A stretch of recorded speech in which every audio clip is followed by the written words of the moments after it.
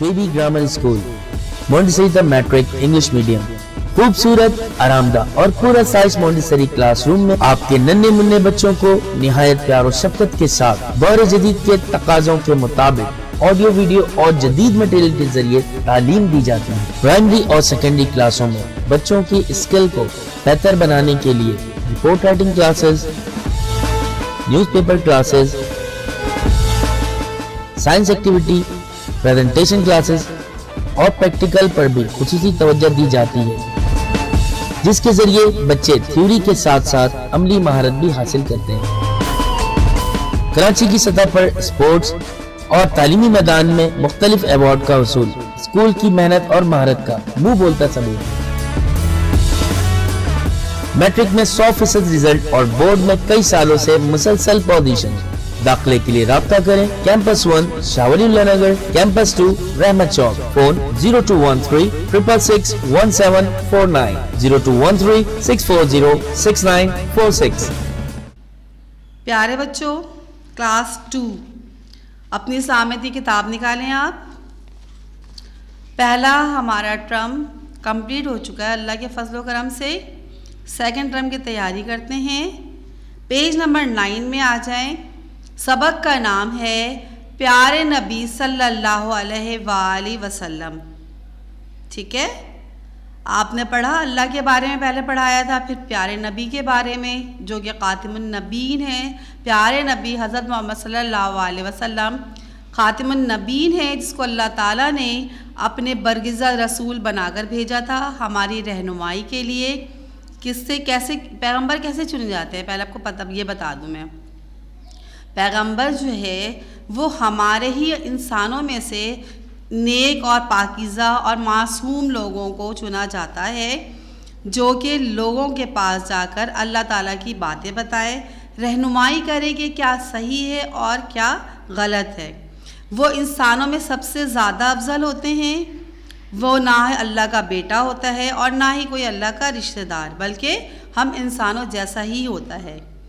اور پیغمبر اور نبی میں اکثر لوگوں کے ذہن میں کنفیوژن آتی ہے کہ پیغمبر کون ہے اور نبی کون ہے۔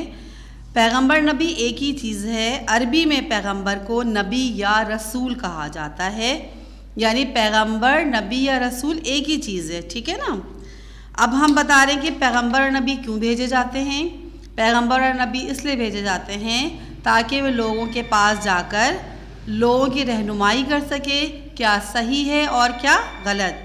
جب پوری دنیا جہالت کے اندھیرے میں گھر چکی تھی، لوگوں میں چوری، ڈکیتی، بہت ساری برائیاں پیدا ہو گئی تھیں جو معاشرتی برائیاں ہیں، تو اللہ تعالیٰ نے ایسے پیغمبر کو بھیجا تاکہ وہ ان کو اس چیزوں سے منع کر سکے اور بتا سکے کہ کیا صحیح ہے اور کیا غلط ہے، کیونکہ اگر صحیح راستے پہ چلیں گے تو ہی اپنی منزل تک آپ پہنچ سکتے ہیں، ٹھیک ہے نا؟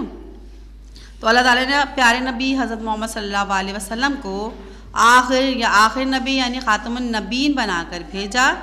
اب اس کے بعد ہمارے پاس دنیا میں ہماری رہنمائی کرنے کے لیے کوئی نبی یا پیغمبر تو نہیں آئے گا، لیکن اللہ تعالیٰ نے اپنے پیارے نبی صلی اللہ علیہ وسلم کے اوپر ایک ایسی کتاب نازل کی جو ہماری رہنمائی کے لیے تا قیامت تک موجود رہے گی، اور وہ ہے قرآن شریف۔ اس کی تلاوت کرتے رہے، ترجمے کے ساتھ پڑھتے رہے، اور جس نے قرآن پڑھا اور سمجھا وہ یقیناً نیکوکاروں میں سے ہوں گے، اور اللہ تعالیٰ نے ان کے لیے جنت کی خوشخبری دے دی ہے۔ کیونکہ جب ہم اچھی باتیں سیکھتے ہیں اور اچھے کام کرتے ہیں تو اللہ کیا ہوتا ہے؟